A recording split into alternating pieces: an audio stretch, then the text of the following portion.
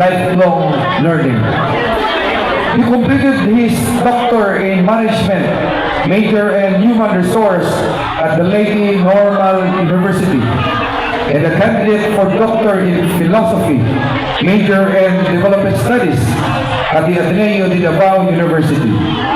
He completed 2 master's degrees simultaneously, the Master in Management and the Master in Public Administration at the University of Mindanao, Tagum City.